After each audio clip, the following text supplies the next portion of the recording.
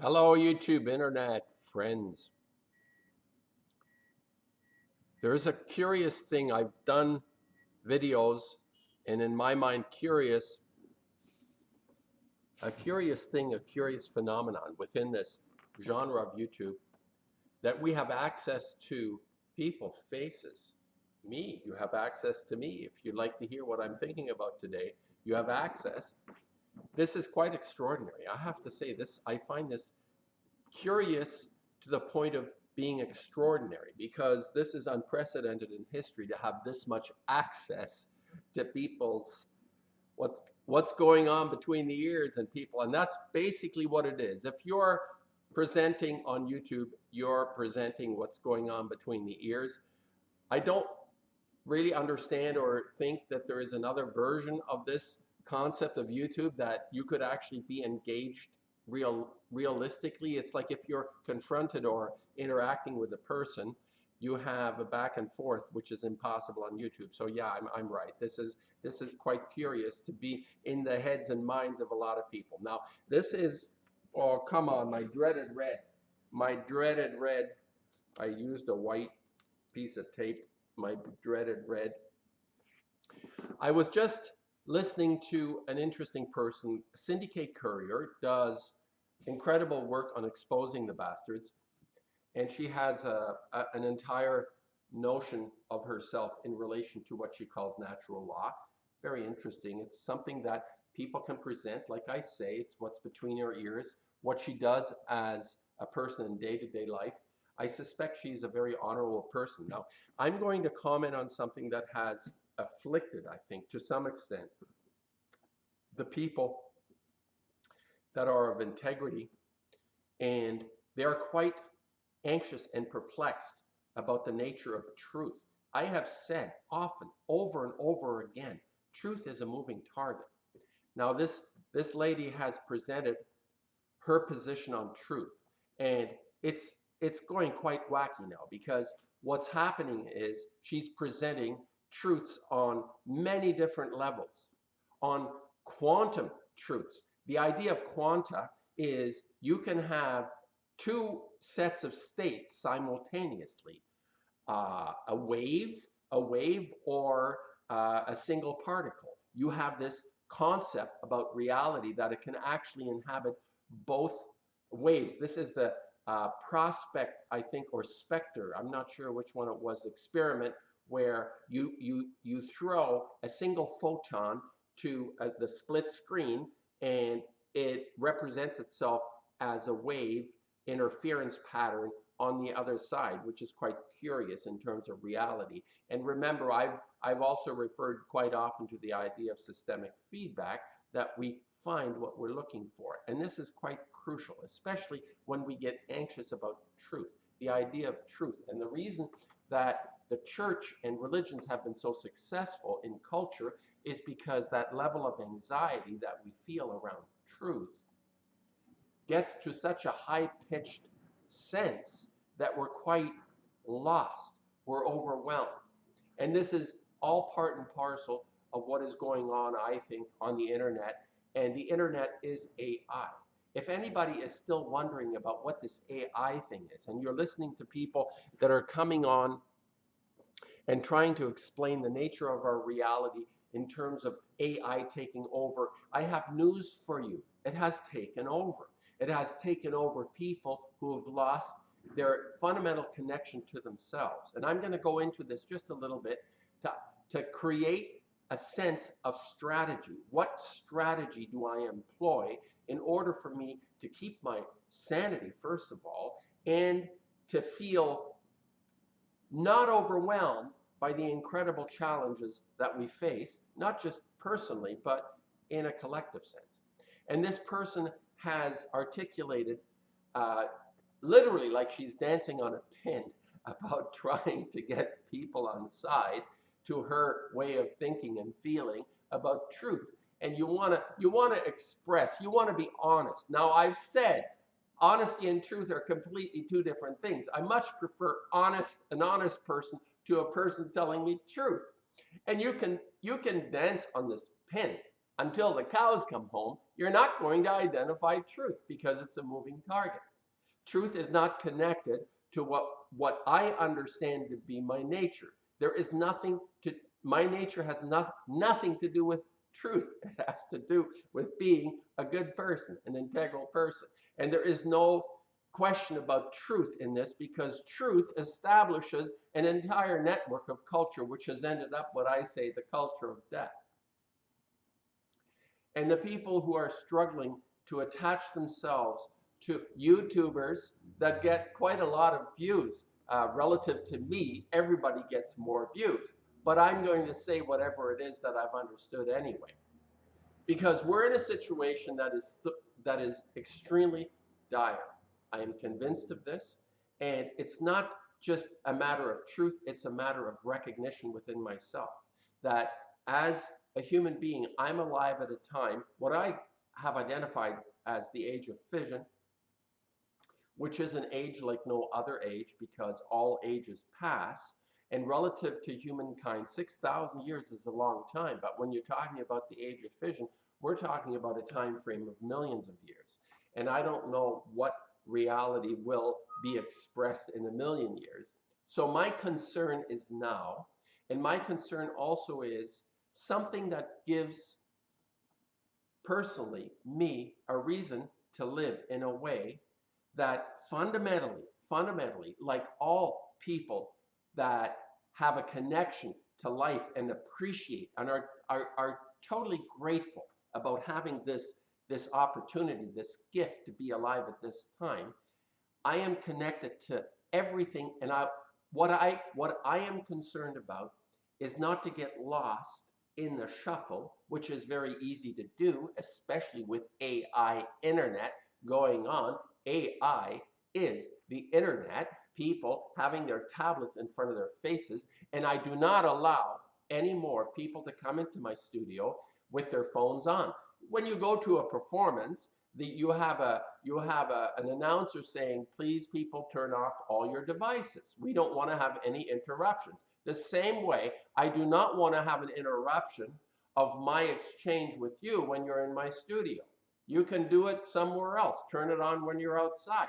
It's really irritating to be interrupted in the middle of a sentence. The phone goes off and people drop everything. I mean, their whole attention span is cut and they go to the goddamn phone. What the hell is that about? Why would you allow anyone to do that? Anyway, I don't do it. I tell people to turn their phones off. The phones are not off in my studio, and I have my phone on, and if it rings and I feel engaged totally, I don't jump off the conversation and answer my phone. Anyway, the point is, this is something that has occurred to me, that the internet is so incredibly forceful in terms of grabbing our attention. That is the AI. What is it that you have going on in your mind at any given time that should not and cannot be interrupted? And the same way, when I listen to this lady talking about truth and all the different levels of truth, now she's giving us the quantum 10 commandments of truth. This is ridiculous. People, get real. Truth is a moving target. You're never going to hit it. So here's my point, though. My point is that as people, what I connect to are people of conscience. And I'm not saying that this woman isn't, but they get confused easily. She has a vision. She has something that she feels she needs to accomplish in her life. The way people of vision, they have a sense of wanting to accomplish something in their life to make the place better. I'm convinced. I give her the benefit of the doubt. Like a lot of other people who make mistakes, and when they realize their mistake, they say, I'm sorry, can you forgive me? And they try to fix it. You can't just say, I'm sorry, or I say you're forgiven. No, it doesn't work that way. You've got to set it right. So my point is, and this is a strategy that I think can be very effective in terms of what it is we're up against, the confusion, the anxiety, the whole idea about truth being a moving target, which is related to the external world. Truth is not an inner reality, it's an external reality. Truth, in the sense that people use it, always has to do with the facts. Yeah, the facts, whatever is happening is real. You observe something, a butterfly. The truth is you've observed something and you're interpreting it, and the interpretation can be many different things. What is at the root of our experience is not what's out there, but what's in there.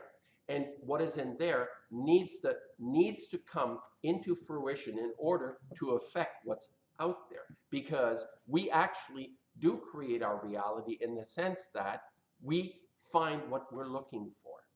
And if we're looking for the wrong things, we're going to be up Schitt's Creek. We're going to be up Schitt's Creek. If you wish for something, you will get it. And I'm not talking about winning the lottery. I'm talking about on the fundamental level that when we wish for something, be careful what you wish for, because you're going to get it. Maybe not in the way you thought it, but it's going to happen. So what I'm saying here, the strategy of people, and especially people who are aware of the incredible event that has occurred called Fukushima almost 7 years ago, 3 full core meltouts, melt-throughs, meltdowns of reactors, nuclear reactors, which spew incredibly toxic materials on an ongoing basis for, as I said, not a few days, but this is potentially thousands and even hundreds of thousands, millions of years. This is something we've unleashed. Now, how do we get a hold of this? How do we control? How do we become effective? How do we feel not overwhelmed by this? And Cindy K. Courier is not helping us by creating this elaborate dissertation on how many truths there are and how you narrow it down to the truth. It's got nothing to do with that. Here, I'm going to tell you a simple 101. The first thing that we do is we establish within ourselves, whichever way you feel comfortable with that, put on a great piece of music, whatever it is that you feel really good in the moment. And you allow yourself to feel that which is most important to you. And what is most important to you will actually, it's not necessarily something that hits you like an epiphany. It's something maybe you have to work at, like I had to work at it, or I am working at it in terms of my art. It's very important for me to actually make the work that I do, because I feel I'm on a mission. I have found, and this is the word, I have found a purpose. And my purpose isn't just a singular purpose. It expands out from that. It actually expands out from something more essential to me. My purpose is to have a relationship with people around me. As long as I'm alive and breathing and I interact with people, my purpose is to have a wholesome interaction with people. Not antagonistic, not hostile, not angry, not trying to pummel them. I want to have my immediate circle of interaction to be on a very positive level. This is my purpose. This is my purpose. But beyond that, what I feel that I have understood is, in order for me to make a difference for myself in my life, to feel some sense of satisfaction about being alive, is to connect with that purpose. Now, if that purpose for you, it could be as simple as growing a plant in a window over winter. Have a tomato plant, or have chrysanthemum, or whatever plant you love. You nurture that plant. It is a purpose. You have your pets. You love your pets. Whatever your purpose might be, you're a gardener, or you do a job, you're a plumber, and you absolutely are connected to the ability to do your job on the highest level. Your solder joints are superb. This is part of having a purpose. Without a purpose, we're lost. This is what I'm saying. Truth is irrelevant. Without a purpose, we're lost. And my thought on this is, our strategy needs to be, first of all, connected to being the best we can be with the purpose that is you or I. And it's very different for everyone. I'm sure, I mean, we have many ways of expressing ourselves in terms of the purpose, whether you're a singer. As I say, whatever profession you're doing, hopefully you're doing what you love to do, and it's not just to get a paycheck. We need to survive, but we're very fortunate in this society that we have the luxury of actually quite often doing what we really want to do. I've been fortunate. I'm doing what I want to do for the last 45 years in terms of my work. And I'm saying that I understand the struggle for myself that makes me a better person. And to connect to that purpose, we're not going to resolve Fukushima by being flailing about wondering what the hell the truth is. We're going to do the right thing based on acting our conscience and being connected to a purpose. And the purpose is something we work on. It's not something that hits you like a brick. Well, it could hit you like a brick, but it's something we need to work on, and it's something that'll show results, and it doesn't happen immediately. For me, I'm a late bloomer. It's taken over 40 years for me to actually connect truly to what I have felt my purpose to be, but I've been doing it. So this is a strategy. I'm giving you Fuku types, I'm giving you the answer, and it's not just those. And people like the Cindy K. Courier types who are dancing on a pin of truth. You figured out what your purpose is. Don't get sidetracked by something that is not of your of in the sense of control and like an obsolete. You're not the goddamn omnipotent being.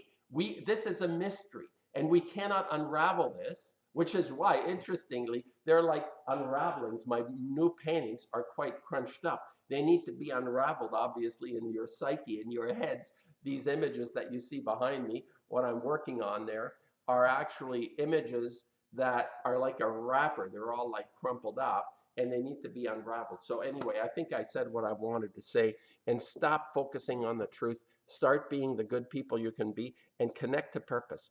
Connect to that thing which is important to you, your children, your passion, whatever it is that really cranks your shaft, yanks your chain, whatever you want to call it, connect to it, because that's the only way we're going to solve this. We're not going to solve it by giving people the truth and all the explicatives and all the dissertations like my own. I mean, I give it a go. I give it a go. I use this medium. I give it a go. So my best to all of you, and lock into purpose. Help me by being the best you can be.